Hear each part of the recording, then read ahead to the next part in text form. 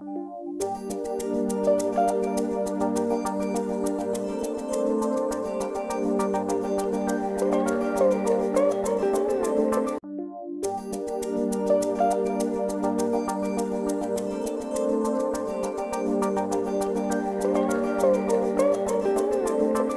continuing on with my top 30 favorite TV shows of all time, we're only one away from the halfway point of my list, and that's shocking to me because it really does feel like we just got started with this, and yet we're already halfway there almost. But moving on to number 16 on my favorite TV shows of all time. It was something that was pretty much number 16 on my list from the very beginning when I first did my top 20 favorite TV shows about 12 years ago, and that is, of course, number 16, another great animated show from the Fox people at Fox, and that is Futurama.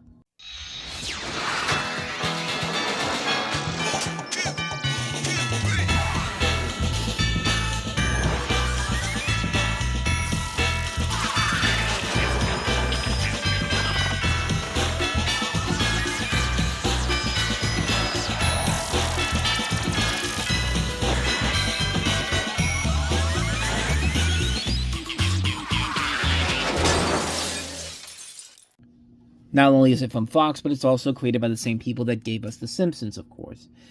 If you don't know what Futurama is, it follows the story of a pizza delivery boy, played by Billy West, named Philip J. Fry, who is accidentally cryogenically frozen in a time capsule for 1,000 years. In the beginning it is, but then we find out that it was all part of the big plan. But he essentially is revived on December 31st, 2999, and essentially finds work at the interplanetary delivery company Planet Express, working alongside the one-eyed mutant Leela, played by Katie Sagal, and the robot Bender, played by John DiMaggio, along with a cast of other characters, including Professor Farnsworth, Zoidberg, Hermes, Amy, Scruffy, Nibbler, Mom, and all these other people, all in this world of the 3000s. And I mean, Futurama is one of those shows that honestly gets better and better with every season. It's the one thing that I will give this show credit over The Simpsons, which I think you should know where that's going to be on this list here. But the Futurama is a show that consistently gets better and better as the show goes on. I mean, this is a show that has a very interesting and humorous look at what the future holds in the year 3000. Because let's be honest, when the Jetsons came on the air, that was supposed to be what the future was supposed to look like in the 2000s. And yeah, needless to say, we didn't get the flying cars. We still don't have houses way up in the sky, that type of stuff and all that. But the fact that they're doing this now, they're doing this with Futurama and touring in the year 3000, gives them a lot of range to pretty much do whatever they want to do, because they now have 1,000 years to decide to change and you can change the whole dynamic as the world in the current era changes as well. Like, in the beginning of the show, there's no people on cell phones like there are nowadays. There's no people that have social media and all that type of stuff. But I mean, it's interesting how Futurama does it, because it takes a look at what the future will hold in the year 3000, and it also has a lot of great characters to work with. They do a lot of good jobs of giving nods to The Simpsons. I mean, early on in the show, definitely. Like in the first episode, you see the three-eyed fish Blinky from one of the first episodes of the couple seasons of the show. And then in a later episode, they land on a garbage ball and come across a bunch of Bart Simpson dolls with, Bart can talk, and when Bender pulls the lever, just like, Bart's like, eat my shorts, and Bender's just like, okay, and he eats the shorts, and he's just like, shorts. But, the show overall has been good for most of its run in general. And I say most because there was a little bit of a lull, even though technically this wasn't really part of the show at first. And I'm talking about the 4 movies that came in between the end of the last Fox season and the first Comedy Central season, which the first movie overall was really good. The 3 follow-ups, not so much. Beast with a Billion Backs is kind of mediocre at best. Bender's Game's probably the worst of the 3.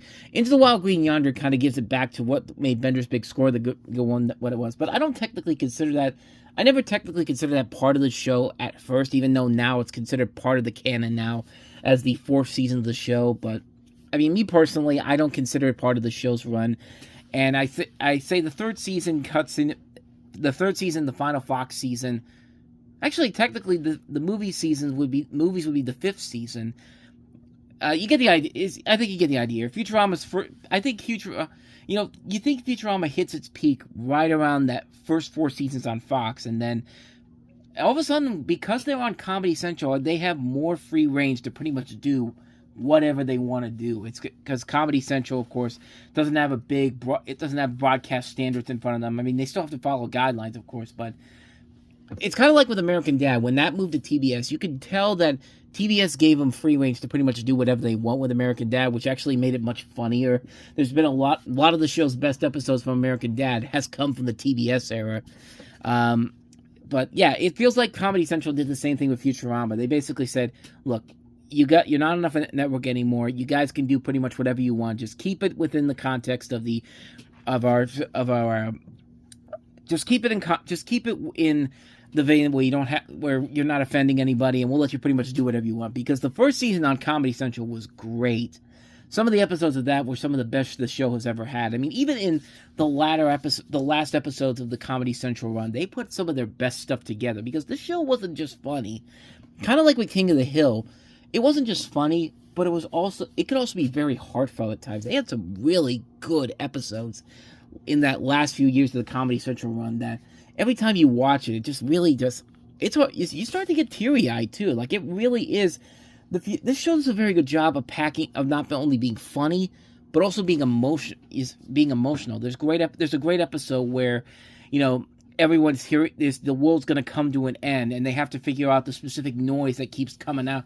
And so, Fry's essentially have to go back in time to the night he got frozen, and he wants to talk to his mother, and everyone eventually follows him into this timeline where they basically tell him, like, you can't keep doing this because you weren't around when you didn't have the time to talk to your mother because you left before you got frozen. And so they complete the mission, and then at the end of the episode, Fry finally gets a chance to see his mother, and you think he's back in a time before he got frozen, but then they announce the results of the Rose Bowl for 2000, and Fry realizes that he didn't see that game because it took place after he was frozen. And so because of what he did, Nibbler essentially tells him, this isn't your dream, it's your mother's dream.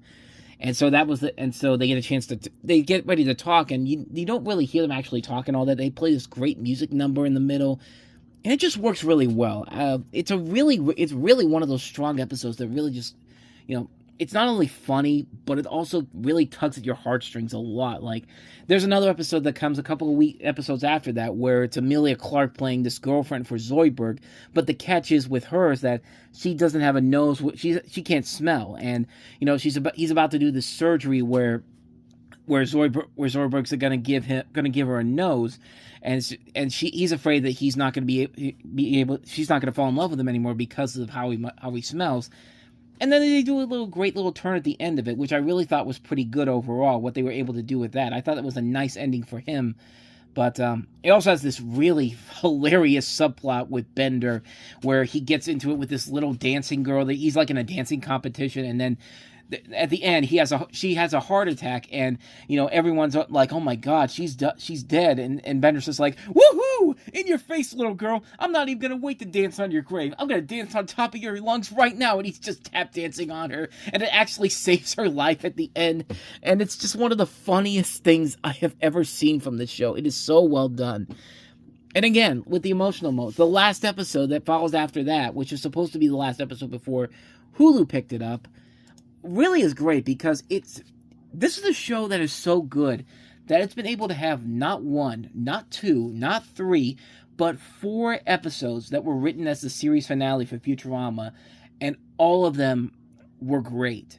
Every one of them was really good, and they really did a great job of essentially, keeping the show afloat, and never feeling, even though these were the end of the show, they always felt like the next episode was something that they could continue on doing over and over again, and it never feels like you're losing out on anything. I mean, that's the great thing about Futurama. It's a show that really does surprise you in so many ways, tugging at your heartstrings, making you laugh really hard, essentially just being really, really funny all across the board, and continuing to be as good as it's been ever since its very beginning. This is one of the shows that has been so consistent every single year. Every new episode every season has a great episode that they've done. Even the Hulu run that they've done recently has had at least one or two really good episodes, really great episodes. A lot of them have been really good, but I mean, Futurama really is an amazing show. It's one of those shows that makes you laugh and takes you by surprise with nearly almost every episode. You could tell that they're putting their time and effort to make the show not only funny and worthwhile, but consistently funny, consistently entertaining, and just consistently keeping you wanting to watch every episode over and over again. It's just a terrific show. It's a show that I really have a lot of love for. Futurama, man, number 16 on my list of my favorite TV shows of all time. I'm sure many of you out there that watch this channel knows how good the show is, because it's probably one of your favorite shows too. So there you go. That's my thoughts on Futurama. If you want to hear what I had to say about Arrested Development last week, go ahead and hit the video in the corner there. Check out the playlist below. And I'll see you guys next week, as we reach the halfway mark of my 30 favorite TV shows of all time.